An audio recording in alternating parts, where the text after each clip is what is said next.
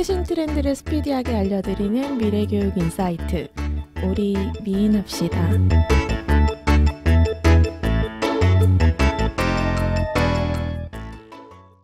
안녕하세요. 저는 교육공학계 차기 셀럽 윤성입니다. 안녕하세요. 저는 교육공학계의 크리에이터 장지은입니다. 안녕하세요. 저는 교육공학계의 핵인싸 임현진입니다. 안녕하세요. 저는 요정 임지영입니다. 연습해 왔어요. 이거 반응해줘야 돼. 이렇게 얘기했는데 그치? 우리가 아무런 반응을 안 하면 곤란하죠. 정말 곤란하죠. 근데 팅커벨하고 요정 중에 요정으로 골랐어요? 팅커벨보다는 잘하셨어요. 뭐 크게 달라 보이진 않지만 좋습니다. 네. 저희가 지난 에피소드에 미네르바 스쿨 얘기하면서 미네르바 스쿨이 이제 대학이다 보니까 저희가 좀 아쉬웠던 측면이 우리가 좀 K-12를 좀 다뤄보면 좋겠다 이런 생각을 좀 하게 됐죠. K-12라고 하면 이제 유치원부터 고등학교 12학년 고등학교까지, 그러니까 초등학교, 중학교, 고등학교 이렇게까지를 이제 K-12라고 이제 부르게 되는데, 이제 오늘 저희는 K-12에서의 어떤 미래 학교들, 혁신적인 학교들 이런 이야기를 좀 나눠보려고 합니다. 대표적인 몇 가지 사례를 좀 소개를 해드리면 좋을 것 같아요. 어디부터 우리가 이야기를 해볼까요? 사실 이게 너무 많아가지고 찾다 보니까 또 저희가 대표적으로 알고 있던 몇 개 이외에도 그 사이에 많은 이런 혁신 학교들이 나왔더라고요. 특히 K-12를 대상으로 하는 학교들이 그 사이에 조금 설립이 많이 된 것 같아요. 아무래도 4차 산업혁명이라는 얘기가 나오면서 좀 학교가 바뀌어야 돼 이런 얘기들을 이제 최근 몇 년간 되게 많이 하고 있잖아요. 그러다 보니까 이제 전 세계적으로 다양한 시도들을 하는 것 같고 그게 이런 학교의 형태로도 이제 나타나고 있는 것 같습니다. 그러면 우리가 조금 익숙하게 알고 있는 칸랩스쿨부터 한번 같이 얘기를 해볼까요? 칸랩스쿨 같은 경우는 좀 아시는 분들도 많이 있을 것 같은데 칸 아카데미에서부터 출발을 했죠. 그래서 칸 아카데미를 혹시 모르시는 분들도 꽤 되실 수 있을 것 같아서 칸 아카데미부터 간단하게 한번 설명을 할까요? 칸 아카데미는 무료 온라인 강의를 들을 수 있는 곳이에요. 그래서 저희가 사실은 그전 에피소드에서 이제 무쿠를 다뤘었는데요. 2세대 무쿠로 칸 아카데미를 꼽고 있거든요. 그래서 온라인으로 이제 무료로 강의를 들을 수 있는 곳이고 비영리 재단이죠. 그래서 무상으로 교육을 제공하고 있어요. 그래서 살만 칸이라는 사람이 원래는 사촌 동생들을 이제 과외처럼 가르쳐 주다가 이 가르쳐 주는 이 내용을 좀 기록했으면 좋겠다. 그래서 그걸 유튜브로 업로드를 시키기 시작하면서 많은 사람들 사이에서 입소문을 타기 시작하고 많은 사람들이 이걸 찾아 듣기 시작하고 그렇게 되면서 이게 칸 아카데미가 설립이 되게 되었거든요. 우리나라에서도 칸 아카데미를 요즘 많이 쓰고 있는 것 같더라고요. 칸 아카데미 이제 홈페이지가 한국어로 된 게 있고 또 그게 아마 제가 알기로는 네이버 커넥트 재단 맞죠? 커넥트 재단에서 그걸 또 운영을 같이 하고 있는 걸로 알고 있어서 아마 우리나라에서도 이제 꽤 많이 활용이 되는 걸로 알고 있는데 칸 아카데미 같은 경우에는 좀 주로 이제 특히나 한국어로 된 사이트는 다루고 있는 게 수학, 과학, 컴퓨팅 이런 주제들을 많이 다루고 있더라고요. 사실은 이 칸 아카데미 살만 칸이 이 사촌 동생한테 수학을 가르쳐 주는 걸로 시작을 했어요. 그래서 사실 칸 아카데미 자체가 아주 수학 중심적이고 좀 수학 콘텐츠가 가장 많은 것 같아요. 아까 전에 성혜님이 말씀해 주신 것처럼 우리나라에서도 이제 칸 아카데미를 들여와서 그거를 한국어로 이제 적극적으로 번역해가지고 제공하는 시스템을 구축하고 있죠. 이거 칸 아카데미 해보셨어요? 저는 칸 아카데미를 바탕으로 제가 공부를 해본 건 아니고 이제 연구용으로 한번 들어가서 뒤적여 본 적이 있는데 저는 그 칸 아카데미 사이트를 보면서 굉장히 놀랬던 게 너무너무 사이트가 예쁜 거예요. 애들이 정말 그 사이트에 들어가면 이것저것 만져보고 싶고 이것저것 클릭해보고 싶고 뭔가 해보고 싶게 하는 그런 디자인이 굉장히 잘 돼 있더라고요. 그래서 좀 아이들을 유혹하는 그런 디자인에서부터 굉장히 잘 되어 있다는 생각이 들었고, 그리고 칸 아카데미에서 또 유명한 게 칸 대시보드가 또 유명하거든요. 그거를 보면 학습을 진행하는 동안 어떤 걸 잘했다 이런 식으로 뭔가 자기가 잘하는 걸 쌓아나가다 보면 배지를 굉장히 다양하게 줘요. 그래서 그 배지 종류만 해도 수십 가지가 넘게, 사실은 그 배지에 어떤 종류가 있는지 사용자 입장에선 다 파악할 수도 없게 굉장히 많이 그런 배지를 주고요. 사실 저희가 초등학교 때 왜 선생님이 뭔가 잘하면 막 뭘 잘했는지도 모르겠는데 스티커 막 하나씩 주고 참 잘했어요. 참 잘했어요. 스티커를 주는 느낌으로 배지 같은 것도 많이 주고 얼마나 학습을 진행했는지 이런 것도 다 데이터로 기록이 되고 본인이 또 추적을 할 수 있게 굉장히 잘 설계가 되어 있더라고요. 그러니까 처음에 칸 아카데미가 그 유튜브에 영상 올린 걸로 시작하기는 했는데, 이 칸 아카데미 사이트에 보면은 사실 이 영상 콘텐츠뿐만 아니라 핵심적인 게 문제를 학생들이 풀어나가는 과정이잖아요. 그래서 내가 이 문제를 풀었을 때 맞았으면 이제 조금 더 높은 난이도의 문제로 넘어가고, 그리고 내가 틀렸을 때 어떤 힌트를 달라고 하면 관련된 콘텐츠가 이제 제공되기도 하고, 그래서 어떤 그 학습자의 학습 속도에 맞춰서 이제 학습이 제공된다라는 특징이 가장 핵심적인 것 같아요. 되게 구축이 일단 잘 되어 있고, 똑같은 수학 교육이더라도 그 안에서 어떻게 연결고리가 맺어지는지 이 사슬 구조도 같은 것들도 보여주거든요. 그래서 저는 해봤어요. 이거 직접 몇 개 해봤고, 이 칸 아카데미에서 이제 그 코딩 쪽도 런칭을 하게 돼서 그것도 제가 해봤어요. 재밌게 단계적으로 이렇게 잘 풀어나갈 수 있도록 퀴즈 풀듯이 이렇게 문제를 주면 하나씩 해결해 나가는 방식으로 이렇게 구현을 했더라고요. 그래서 우리가 사실은 이 칸 아카데미를 말하려고 했었던 게 아니고, 그러게. 네네, 이 칸랩 스쿨에 대해서 말하려고 했잖아요. 그래서 실제로 이 칸랩 스쿨 같은 경우가 이제 칸 아카데미를 배경으로 만들어졌는데, 되게 개인 맞춤형 학습을 추구하고요. 그리고 학생 간의 수업을 통해서 어떤 프로젝트 중심의 협업 같은 것들을 많이 이제 이행을 한다고 해요. 그래서 정해진 커리큘럼도 없고, 그다음에 학년 구분도 없고, 어떤 학생들의 관심사에 따라서 수업을 진행을 한다고 해요. 근데 너무 학년 구분이 아예 없는 것은 아니고, 저학년, 고학년에 따라서 수준에 맞춘 과제가 있어서 수준별 과제에 따라서 모여가지고 프로젝트 중심으로 이제 수업이 진행된다고 해요. 근데 우리 이 앞으로 다음 이 칸랩 이후에도 이제 살펴볼 것들 보면 학교 커리큘럼이 오전, 오후 이렇게 나눠져 있는 것들이 되게 많더라고요. 근데 실제로 여기도 오전은 개별 진도나 맞춤 학습 위주로 시행을 하고요. 오후에는 되게 다양한 정신적이거나 신체적이거나 조작적인 활동들을 위주로 진행한다고 해요.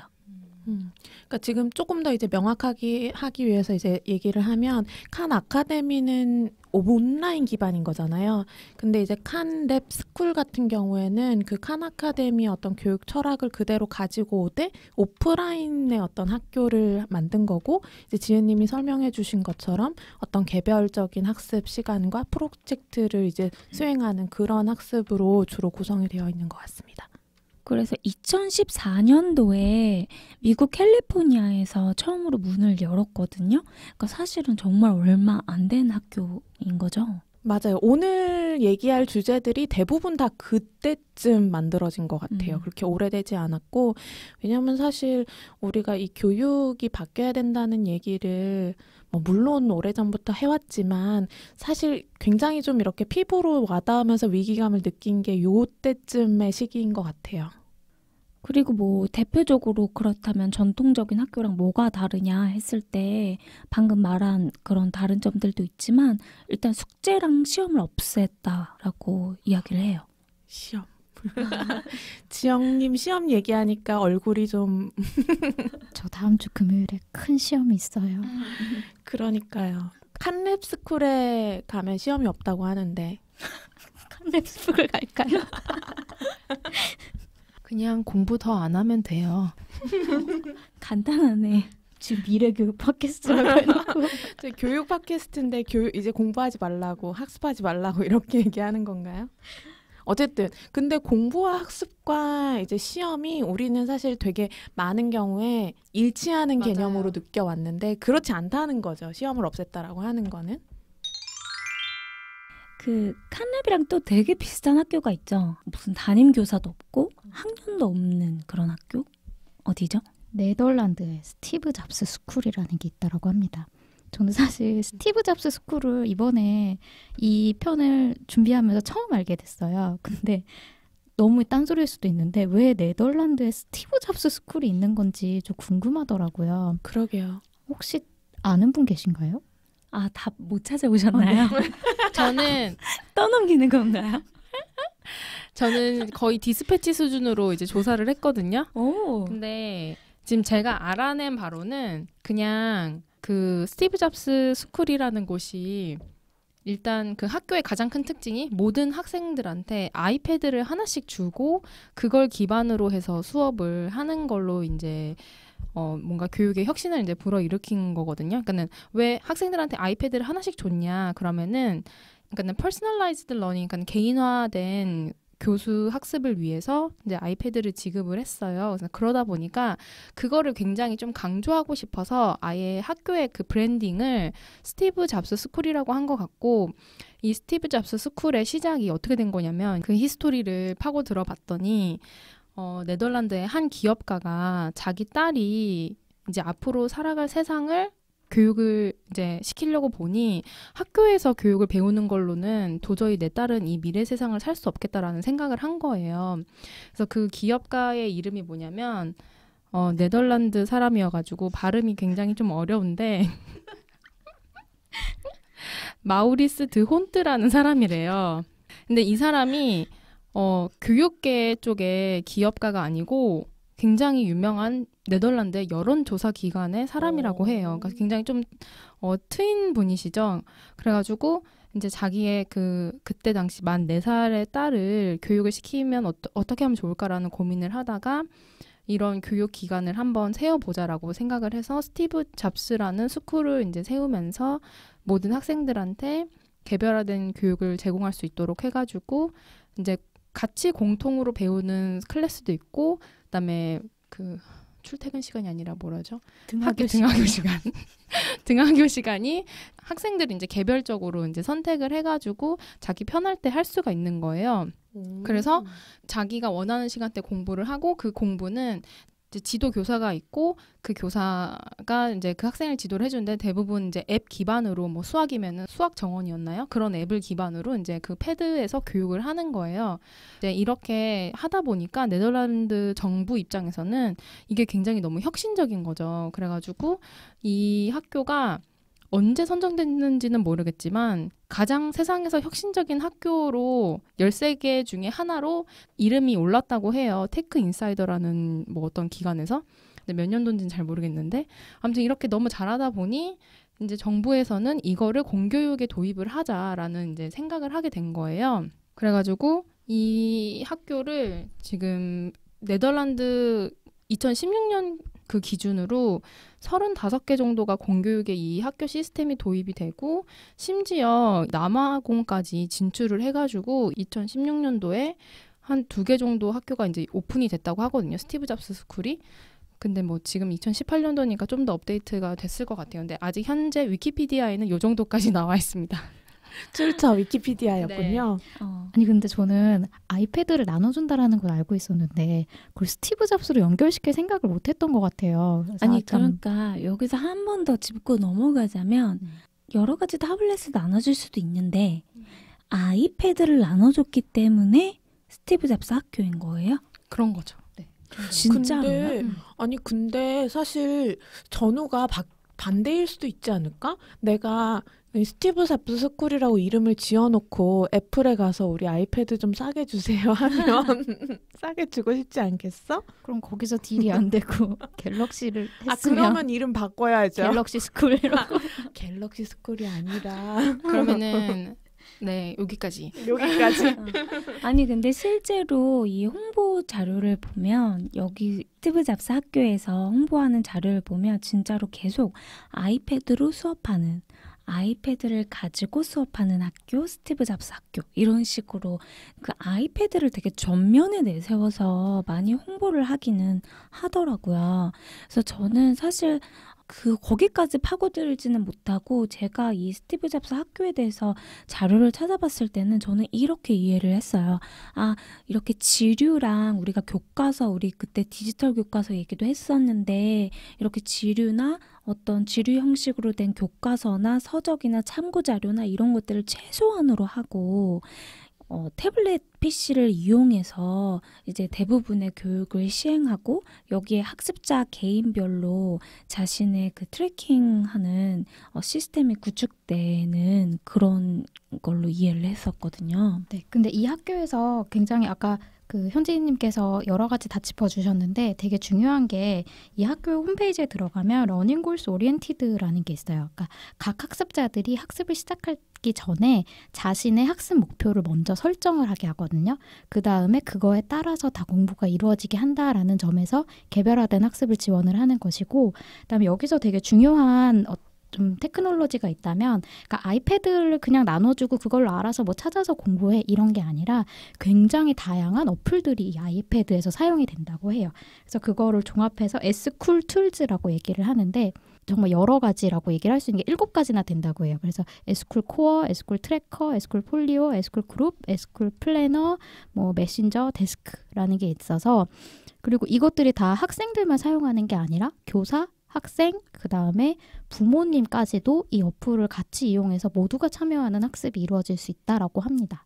그래서 굉장히 재미있는 거는 여기 뭐 에스쿨 폴리오 같은 경우에는 제가 예전에 그 저희 디지털 교과서 편을 얘기할 때 여러 가지 학습 활동들이 나중에 다 모아져서 디지털 포트폴리오를 만들 수 있다라는 얘기를 했었던 것 같은데, 바로 이런 점이 바로 이 정말 잘 이루어지고 있는 그런 예시라고 할 수가 있고요. 그다음에 그 스티브 잡스 스쿨에 대한 우려 가운데 하나는 이 학생들이 컴퓨터랑만 상호작용하니까 좀 이 약간 인간으로서 배워야 할 그런 것들을 좀 못 배우는 게 아니냐라는 우려가 있다라고 해요. 근데 여기서 제가 아까 소개해드렸던 것 중에 하나가 에스쿨 그룹스라는 게 있어서 본인의 러닝 골에 맞는 같은 러닝 골을 가진 학습자들이 모여서 같이 학습을 진행하기도 하고, 그런 협력도 이 아이패드를 기반으로 이루어지는 학교이지만 충분히 협력도 이루어지고 있다라고 할 수가 있겠습니다. 아니 그래서 방금 전에 말씀해 주신 것처럼 학생들이 이제 실천 계획을 스스로 짜서 그 교육 과정을 스스로 짜는 교육 과정대로 이제 교육을 하는 거가 여기에 또 되게 큰 특징 중에 하나더라고요. 그런데 이거를 스스로 계속 계획을 짜게만 그냥 시키면 이게 제대로 안 될 가능성도 굉장히 높고, 그리고 그것을 얼마나 자신이 잘 구조적으로 스트럭처를 할지도 사실 확신할 수 없는 부분이잖아요. 아직 K-12인데. 그래서 이제 그러한 것들을 코칭해주는 사람이 있어요. 근데 그거를 코칭해주는 사람이 그 학생이 어떻게 실천 계획을 짰는지를 검토해주고, 그거를 이렇게 막 이렇게 저렇게 해라 이렇게 하는 것보다는 서로 같이 그 계획을 짜는 거를 좀 도와준대요. 근데 그것도 그냥 코치를 하는 사람이나 멘토링 하는 사람한테 그냥 맡겨두는 것이 아니라 6주라는 단위를 이렇게 설정해가지고 6주마다 자기가 짠 거에 대해서 얼마나 실천했는지, 그리고 앞으로 어떤 실천 계획을 세울 것인지에 대해서 다시 한번 점검하고, 그 다음에 새로운 또 계획을 수립하고 이러한 과정들을 거친다고 하네요. 네, 그리고 이제 그 아이패드를 통해서 교사, 학부모, 학생이 다 같이 그 자신의 그 그러니까는 학습 진도나 뭐 이런 목표 설정에 대해서 협의를 하고 평가도 아이패드에서 이루어지고 이런 피드백들이 다 이루어진다고 하거든요. 네, 정말 아이패드 짱입니다. 갑자기? 갑자기? 아니 근데 진짜 그 저희 뭐 21세기 역량 뭐 이렇게도 얘기하고 4차 산업혁명 시대에 이제 필요한 역량 이런 거 이야기할 때 학습할 수 있는 역량, 그러니까 어차피 학교라는 공간에서 모든 이제 인생에 필요한 것들을 다 배우고 나가는 것이 불가능하기 때문에 어찌됐건 이 아이들이 졸업을 한 후에도 스스로 내가 무언가를 학습할 수 있는 역량을 가지고 있어야 되는데 이제 그런 것들을 이제 다양하게 표현을 하고 있는데 그 CCR 프레임워크를 보면 그 교육과정 재설계센터 거기 이제 프레임워크를 보면 메타학습이라고 표현을 해요. 그러니까 학습에 대한 학습. 근데 지금 말씀해주신 얘기들을 쭉 들어보니까 어떤 내가 스스로 주도적으로 자기 조절하면서 학습을 어떻게 해나갈지에 대한 어떤 트레이닝을 하고 있다라는 생각이 들었습니다. 아니 이렇게 좋은 교육을 무상으로 진행을 한다고 해요. 스티브 잡스 스쿨에서. 근데 무상인데 아까 학교가 여러 군데 있다 그랬잖아요. 그 중에 어떤 곳은 이 약간 할부식으로 아이패드 값을 그쵸. 내는 그런 학교도 있다라고 합니다. 이제 그러면 그 아이패드는 본인께 되는 거고 이제 할부로 냈을 때 뭐 어차피 아이패드 뭐 사는 거나 뭐 매한가지겠죠. 네. 그리고 이게 근데 이제 스티브 잡스 스쿨에 한해서 이렇게 되는 것 같고 공교육에 이제 이 시스템이 적용되는 거 자체는 뭐 공교육은 원래 이제 무료니까 거기서는 패드의 비용을 어떻게 하는지는 잘 모르겠어요. 네, 우선 그러면 그거 네덜란드 정부에서 지원하는 거예요? 일단 그 스티브 잡스 스쿨이라고 딱 네이밍이 된 곳은 그 여기서 이제 교육 재단을 설립을 해가지고 이제 운영을 하거든요. 이제 거기서는 무료로 진행을 하는 것 같고요. 그리고 이제 네덜란드 정부에서 이 시스템을 도입해서 2016년 정도에 35개 학교가 적용을 했다라고 하는데 그 부분에 대해서는 정확히는 잘 모르겠어요. 근데 아마 교육부에서 투자를 했겠죠? 작년에 여길 갔다 왔어야 되네. 그쵸. 얼마 전에 네덜란드 갔다 오셨죠. 작년 아니에요? 올해예요? 불과 4달 전? 되게 오래된 것 이번 같은데. 여름이시죠? 그렇구나. 놀러 갔다 온 지 그거밖에 안 됐어요? 근질근질해서 작년인 줄 알았네. 네. 아니 근데 이 아이패드를 교육에 쓰는 얘기를 이제 하다 보니까 문득 생각이 났는데 어제 제가 그 유아용 그 미디어 컨텐츠 이런 거 이제 평가하는 연구를 했어요. 그래서 이제 아이들 대상으로도 하고 이제 학부모들 뭐 아동들이니까 이제 뭐 주양육자 이런 분들하고 이제 간단하게 인터뷰를 했거든요. 근데 작년까지만 해도 뭐 아이패드 같은 이 디바이스를 활용해가지고 컨텐츠를 보고 이러는 거에 대한 우려를 이야기를 하셨던 분들이 많았어요.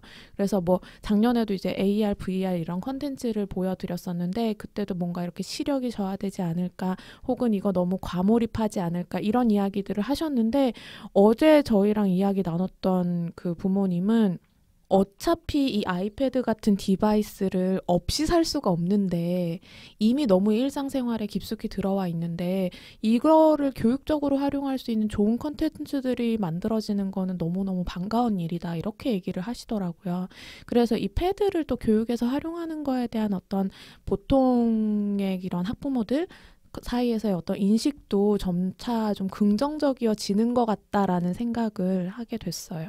맞아요. 그 학부모들의 시야가 좀 되게 많이 넓어진 것 같아요. 그 전에는 좀 부정적인 인식이 되게 강했었던 것 같거든요.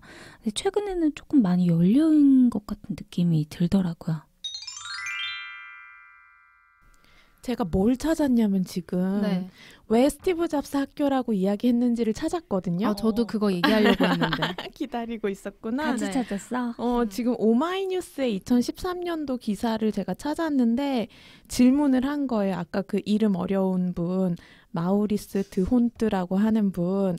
그분한테 이제 태블릿 PC 여러 가지 종류가 있는데 왜 굳이 아이패드로 하면서 스티브 잡스 학교라고 명칭을 정한 이유가 있나라고 질문을 한 거예요. 그러니까 우리만 궁금해했던 게 아닌 거지.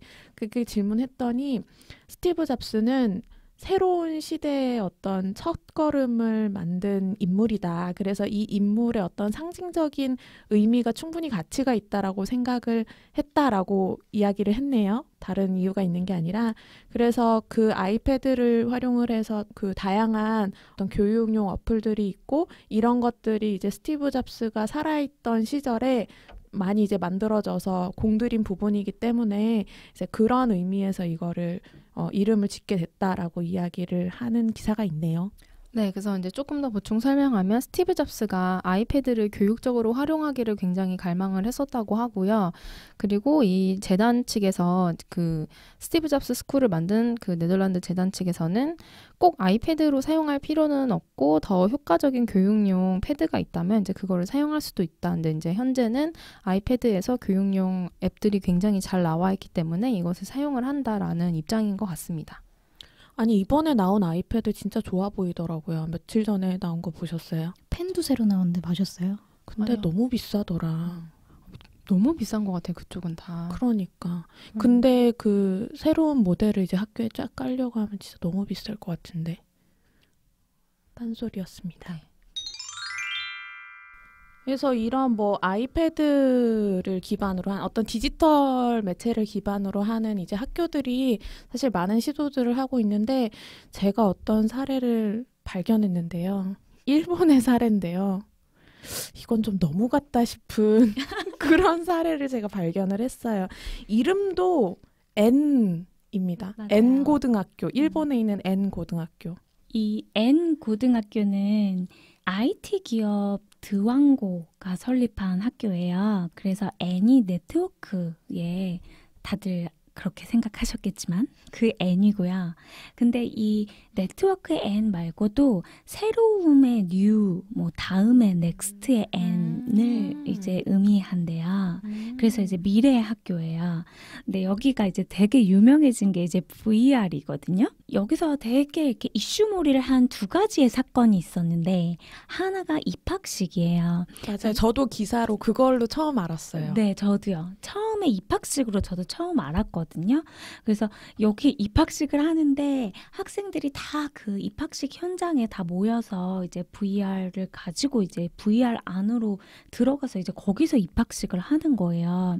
근데 그러고 나서 이제 또 하나 그 다음에 이제 이슈가 돼서 또 막 언론에 나와서 저도 그때 한 번 더 다시 봤는데요. 인터넷 소풍을 갔어요.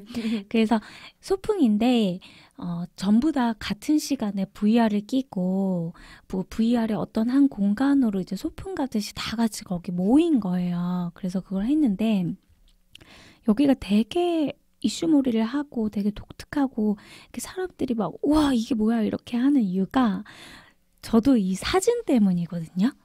그러니까 이 사진 때문에 저도 이게 뭐야 이러면서 이 기사를 봤어요. 그러니까 너무 재밌는 게 이게 미래 학교고 넥스트고 새로움이고 네트워크인데 학생들은 다 그런 일본식의 정확한 그 교복을 위아래로 완벽하게 다 맞춰서 입고 있어요. 맞아요.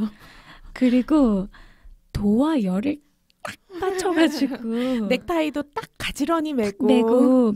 근데 사실 우리가 생각하는 미래는 자유롭고 개방적이고 다양성을 존중하고 학습자의 여러 모습을 인정하고 하는 것이잖아요. 그런데 이거는 너무 이렇게 되게 이 한 장의 사진이 정말 재밌는 게 도와 열을 완벽하게 갖추고 똑같은 옷을 똑같이 맞춰 입은 학생들이 똑같은 HMD를 끼고 갤럭시라고 써있네요. 갤럭시. 이 인터넷 소풍도 하고 이렇게 VR로 입학식도 하고 하는 거예요. 그러니까 이게 되게 이질적인 묘한 이 감정을 자극하는 거죠. 정말 구시대적으로 교가도 불렀다고 하네요. 교가 재창까지. 아 너무 웃기다. 진짜요? 무슨 산에 또 전기를 받았겠지? 뭐 교장 선생님 이제 훈화 말씀도 다 있고. 아니 그 가상 온라인 소풍 저도 이제 N고등학교 홈페이지 들어가서 좀 봤거든요. 이제 저희 일본어 모르니까 이제 구글 번역해가지고 봤는데 드래곤 퀘스트라고 하는 롤플레잉 맞아요. 게임 속으로 들어가서 소풍을 즐겼다고 합니다. 1년에 한 5일 정도만 학교로 등교를 한대요. 그래서 그때만 이제 인터랙션을 하고 그리고 이제 그때 다 같이 도와 열을 맞춰서 교복 입고 앉아서 같이 VR. 여기 혹시 덕후를 만드는 학교인가요? 아니 근데 진짜 너무 이 사진 이제 궁금하신 분들은 검색해 보시면 우리가 무슨 말 하는지 하실 그쵸. 것 같은데 사실 되게 괴기하고 약간 좀 너무 같다 이런 마음이 좀 많이 들긴 했어요.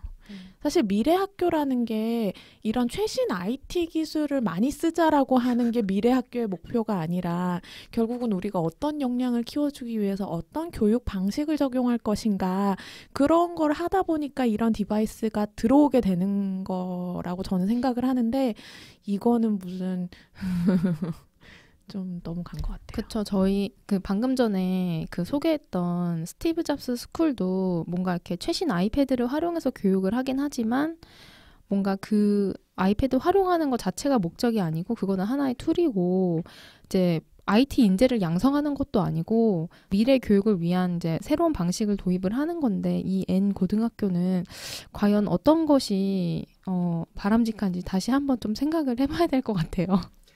너무 비판만 하니까 좀 미안해서 이 학교에 또 나름대로 또 특징이 좀 있더라고요. 그래서 그냥 너무 미안하니까 하나 소개해주자면 나름대로 실시간으로 온라인으로 강의를 한대요. 그래가지고 거기서 뭐 학생들이 뭐 문제 같은 걸 풀이를 하면 그거를 뭐 선생님한테 전송을 하고 그 선생님이 그거를 다른 학생들과 공유하고. 근데 왜 웃으시죠? 제 거를 공유한다고 생각했더니 너무 무서워서요. 뭐 그런 것도 있다고 합니다. 그렇군요. 네. 그러니까 이렇게 혁신 학교들이 정말 잘 운영되고 있는 사례들도 있죠. 뭐 대표적인 게 우리가 그 전에 다뤘었던 이제 미네르바라든지 아니면 우리가 지금 이번에 처음 다뤘었던 K12에서는 사실 칸랩스쿨이 지금 되게 성공적으로 잘 해나가고 있다고 평가를 받는 편이거든요. 또 반면에 조금 좀 우려스럽다라거나 비판을 좀 받고 있는 그런 학교들도 있어요. 근데 그 중에 하나가 이제 우리가 방금 다뤘던 N 고등학교죠. 그리고 또 다른 학교가 하나 있는데 사실 이 학교는 진짜 정말 많은 사람들한테 기대를 받았었던 학교여서 최근에 사실 쏟아져 나오는 이런 걱정과 우려들이 사실 좀 충격적이었어요. 왜냐면 지금 이제 얘기하고자 하는 학교는 알트스쿨인데요. 미국에 있는 알트스쿨. 네. 이 알트스쿨은 사실 설립 자체도 구글 임원인 맥스 벤틸라가 했고 그리고 이제 투자자가 진짜 빵빵했잖아요. 그래서 페이스북에 마크 주커버거도 이제 했고 그리고 그 이외에도 뭐 이베이 창업자라든지 그다음에 고 스티브 잡스의 아내로 알려진 로에 파월 잡스도 이제 투자를 했고요. 그 이외에도 이제 큰 손들이 정말 많이 막 몇억 달러씩을 계속 투자하면서 되게 실리콘밸리에 주목받는 교육 스타트업이었기 때문에 이 알트스쿨에 대한 최근의 이 위기들이 보고되는 것이 되게 충격적이었던 것 같아요. 그러니까 저는 사실 알트스쿨을 얘기하면 저한테 약간 참 교육의 흐름이 이렇게 빨리 변하는구나라는 걸 깨닫게 하는 그런 키워드 중에 하나인데 제가 처음 이제 박사학위 공부를 시작했던 게 2016년 여름이었거든요. 근데 그때 어떤 다른 교수님들이 같이 참여하시는 회의에 갔는데 막 미래 학교의 혁신적인 사례로 막 그 제일 대표적으로 막 알트스쿨을 막 얘기를 하시는 거예요. 근데 우연히 한 3, 4개월쯤 전에 같은 교수님들이 모여 계신 회의에 갔는데 알트스쿨은 실패 사례죠. 뭐 이렇게 얘기를 하시는 거예요. 그래서 이게 그 단 2년 만에 정말 대표적인 성공 사례에서 저렇게 실패 사례로 변할 수 있구나라는 걸 느끼게 해주는 그런 학교였습니다. 근데 약간 성공 사례에서 실패 사례로 갔다 이렇게 하면은 약간 비약이는 있을 수도 있을 것 같고 기대 사례에서 성공 기대 사례에서 이제 실패 사례로 요즘에는 사실 손꼽히고 있죠. 근데 또 완전한 실패라고 지금 또 말하는 것도 맞아요. 섣부를 수도 있다는 맞아요. 생각이 들어요. 그렇죠. 그러니까 지금의 현실은 어떠냐면 일단 지역별로 이제 9개의 학교를 열었는데 한 절반 정도는 이제 닫기로 결정을 하고 이제 나머지에 집중하겠다라고 한 상태고요. 그래서 또 완전히 실패라고 하기보다는 조금 이제 비판의 지점들이 있는 뭐 이런 상태라고 이야기를 하는 게 좀 더 맞을 것 같고요. 어떤 점에서 이제 기대를 많이 받았고 또 어떤 점에서 약간 지금 주춤하고 있는지를 저희가 또 이야기를 해봐야 될 것 같아요. 일단은 제가 봤을 때는 실패다라고 말하기는 조금 너무 나간 것 같고 위기 정도라고는 말할 수 있을 것 같아요. 근데 그 사람들이 위기라고 보는 몇 가지의 포인트가 있는데 하나가 방금 전에 이제 성혜님이 말씀하셨던 폐교죠. 폐교가 9곳 중에 5곳이 폐교가 돼서 4개만 살아남았으니까 사실은 절반도 살아남지 못한 것이고 심지어는 지금 남은 4개 중에서도 2018년 올해에 이제 폐교 예정인 곳들이 있었는데 그 예정인 곳들이 이제 폐교가 됐는지 안 됐는지 잘 모르겠어요. 근데 9개 중에 이제 만약에 2-3개만 살아남는다면 거의 70%가 폐교를 하는 것이기 때문에 사람들이 사실은 위기다, 실패다까지도 가게 되는 거죠. 그리고 그거 이외에 이 학교를 다닌 학부모들이 이것에 대해서 굉장히 부정적인 인터뷰와 피드백들을 많이 언론에 노출했어요. 그래서 그것들이 이제 언론을 타기 시작하면서 더욱 더 여기가 이제 위기로 사실은 향해서 가고 있는 형태를 보이게 되는 거죠. 근데 지금 이 학교 같은 경우는 어떤 식으로 이제 운영을 하는지를 얘기를 해보면 사실 우리가 앞에서 얘기했던 스티브 잡스 스쿨이라든지 칸랩 스쿨이라든지 비슷한 지점이 되게 많아요. 맞아요. 그래서 어떤 측면인지 좀 소개를 해드리면 일단 이 알테스쿨 같은 경우에도 학년 구분이 없어요. 학년 구분이 없고 교재도 없고 이제 뭐 이런 노트북이라든지 이런 디바이스를 또 적극적으로 활용을 해서 온라인 강의를 이제 병행을 하면서 이제 인터넷에서 찾아가면서도 이제 공부를 하고 어떤 뭐 우리 뭐 얘기 많이 앞으로 이제 하겠지만 뭐 로봇이라든지 3D 프린터라든지 이런 기술적인 것들에 많이 이제 노출이 되면서 이런 것들을 이제 활용하는 교육을 운영을 하겠다라고 하고 있거든요. 사실 이런 지점들을 보면 다른 학교들이랑 되게 비슷한 지점이 많은데 왜 이 학교만 이렇게? 라고 하는 부분들이 이제 의문이 생기죠. 그 오전, 오후 아까 전에 제가 얘기했었던 것 중에 오전, 오후 나눠서 오전에는 좀 학습하고 오후에는 체험이나 활동 위주로 하는 것도 사실 되게 비슷하고 그리고 어떤 학생들의 흥미와 특성에 맞춰서 정교화된 커리큘럼 없이 학생한테 맞춘 커리큘럼을 제공한다는 측면도 사실은 그 전에 소개한 그런 미래 학교들과 굉장히 유사한 부분들이고요. 그런데 여기서 지금 이거는 제 생각이긴 한데요.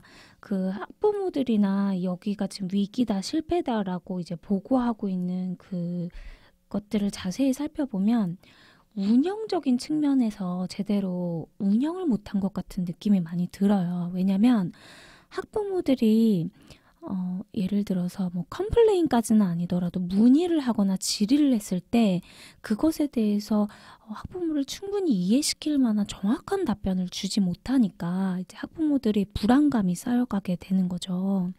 그러니까 그런 것도 있는 것 같고 그리고 이제 여기서 학습자에 맞는 개인 학습을 이제 커리큘럼을 설계한다고 했는데 그 커리큘럼을 설계한 거를 학부모한테 공개하겠다고 했지만 그 공개가 제대로 이루어지지 않았고 그리고 또한 그 학습자가 스스로 계획한 커리큘럼을 공개할 뿐만이 아니라 어떻게 학습이 이루어지고 있는지 학습 상황도 학부모한테 전달하는 실시간 피드백 시스템을 구축했다고 홍보했지만 실제로는 실시간 피드백은커녕 학습이 어떻게 이루어지고 있는지 전혀 의사소통이 되지 않았다라고 많은 학부모들이 이야기를 하면서 아이를 여기서 퇴교를 시켰거든요.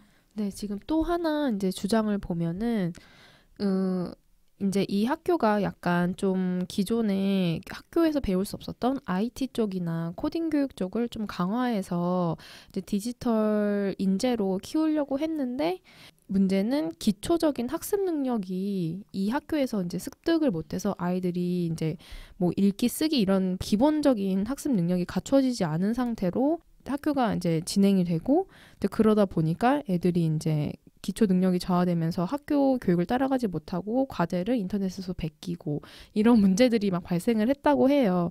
그러면서 학교의 문제점들이 이제 계속 더 지적이 돼서 이제 폐교를 하게 되는 그런 단계가 되었던 것 같습니다. 저는 이 부분이 되게 어려운 문제라고 생각해요. 이 기초 학력이 떨어져서 이게 불만들이 쌓였다는 얘기가 이제 저도 보이는데, 그래서 뭐 예를 들면 이런 게 나와 있어요. 아이들이 뭐 기초적인 맞춤법도 모르더라. 그리고 이게 너무 관심사 중심의 어떤 수업이 되다 보니까 이 정도는 기본적으로 알아야 되는데 이런 걸 몰라라고 하는 그런 불만들이 이제 쌓인 것 같거든요. 근데 저도 사실 그런 부분들이 어려운 문제라고 생각이 드는 게 사실 지금까지 우리가 미래 교육이다, 뭐 4차 산업혁명 시대 우리 아이들이 어떤 역량을 키워야 되는지 고민해보자, 이런 얘기를 할 때 이제 많은 경우에 어떤 지식을 일방적으로 전달하는 거, 지식을 많이 갖고 있다고 해서 이제는 안 돼, 이런 이야기들을 하잖아요. 그런데도 불구하고 이제 기초적인 어떤 거는 가지고 있어야 돼라고 하는 공감대는 또 있거든요.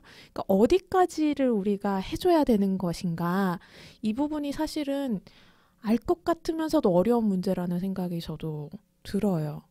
그래서 어디까지를 해줘야 이거는 기초 학력이기 때문에 꼭 알아야 되는 거고 나머지는 관심사에 따라 자연스럽게 뭐 어떤 프로젝트를 기반으로 학습자 중심적으로 해도 되는 영역인지를 어려운 문제인 것 같아요. 맞아요. 되게 어려운 문제인 것 같아요. 그래서 사실은 미네르바 같은 경우는 이미 정규 교육 과정을 이제 다 받은 아이들이 하는 거다 보니까 이것을 되게 창의적으로 막 구성하고 프로젝트를 하고 실제 사회에서 존재하는 다양한 문제들을 해결해 나가고 이런 것들이 너무나 가능한 거죠. 근데 이렇게 K-12 단계에서는 정말 어디까지를 반드시 알아야 하는 학습의 단계이고 어디까지가 자율적으로 아이들이 구성해서 지식을 구성해 나갈 수 있는 방법인지를 그거를 이렇게 딱 가르는 거가 되게 중요한 부분인 것 같기는 해요. 그래서 이 알트스쿨에 다녔던 이제 학생들이나 학부모의 인터뷰 보면 아까 그 성희님도 잠깐 말씀하셨는데 뭐 이런 사례도 있어요. 우리 애가 이 텍스트 교육을 너무 안 시켜가지고 글을 읽을 수가 없는 상태가 계속됐고 이거에 대해서 몇 번이나 학교에다가 얘기를 했지만 학교에서는 이거에 대해서 적극적으로 뭐 이렇게 답변을 해주거나 하지 않고 그냥 기다리라는 답변만 계속해서 했고 아이는 결국에 학습 부진아 판정을 받게 됐다라는 뭐 그런 사례도 사실은 보고가 되더라고요. 학부모 입장에서는 막 미래 교육을 시키려고 이 학교에 막 보냈어요. 근데 아이가 학교 학습 부진아 판정을 받았는데 그게 이 학교 때문이야. 라고 이 연결고리가 생기는 거예요. 사실 그렇지 않을 수도 있는 거기는 하잖아요. 그래서 사실 되게 좀 어려운 여러 가지 되게 복잡한 문제들이 되게 얽혀 있는 것 같아요. 그러니까 교육이라고 하는 것이 특히나 우리가 지금 미래 교육을 이야기를 하잖아요. 정답은 사실 아무도 모르는 상황이거든요. 그렇기 때문에 어디까지 우리가 얼만큼 해주어야 되는지를 사실은 그 누구도 가장 적절한 지점을 모르는 상황이죠. 그러니까 그러다 보니까 이제 여러 가지 시도들을 하고 테스트를 하고 실험을 하고 이런 상황인데 너무 이거를 또 그 소통이 좀 부족했고 그런 부분의 비판에 대해서 빨리 좀 고려를 해보고 치열하게 고민하고 이런 노력들이 좀 부족했던 점에서 아마 좀 많이 욕을 먹은 것 같습니다. 이거 되게 개인적인 생각인데요. 칸랩스쿨 같은 경우는 거기가 비영리 재단이잖아요. 그리고 실제로 되게 공익적인 거에 되게 포커스가 많이 맞춰져 있어요. 그래서 그 긍정적인 평가가 사실 지속되는데 저는 그 지점도 분명히 역할을 한다고 보거든요. 제 개인적인 생각에 이 알트스쿨 같은 경우는 여기는 영리 학교인데다가 이 사실은 여기 이 설립자 자체가 구글의 이제 임원 원래 비즈니스를 하던 사람이었단 말이에요. 그리고 실제로 이 학교가 이제 비용적인 측면에서도 되게 그런 불만 사항들이 많았어요. 그러니까 돈도 많이 받는 데다가 이제 개인 맞춤형 소프트웨어를 팔기 시작하면서까지 그러니까 이런 행보 자체가 이 굉장히 영리적인 그 포커스를 두고 있으니까 학부모든 그다음에 사회적으로든 조금 빈정을 좀 사한 게 아닌가라는 생각도 저는 들더라고요. 그러니까 칸랩스쿨이랑 비교했을 때 사실 지향점은 그렇게 다르지 않거든요. 맞아요. 비슷한 지점 되게 많은데 이게 또 이렇게 다른 평가를 받게 되는 우리가 사례를 볼 수 있고 사실은 알트스쿨 같은 경우에도 앞으로 어떻게 될지는 좀 추이를 지켜봐야 될 것 같아요. 어떤 이런 학부모들의 불만이라든지 이런 비판들을 또 적극적으로 수정해서 또 괜찮은 방향으로 발돋움을 할 수도 있지 않을까 싶기도 하고 그래서 이런 부분들은 좀 더 저희가 지켜보는 걸로 합시다. 네.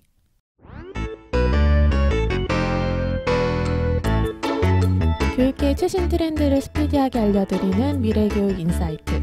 우리 다음에도 미인할까요? 구독 미인, 팔로우 미인, 하트 미인. 많은 댓글과 후기 부탁드립니다.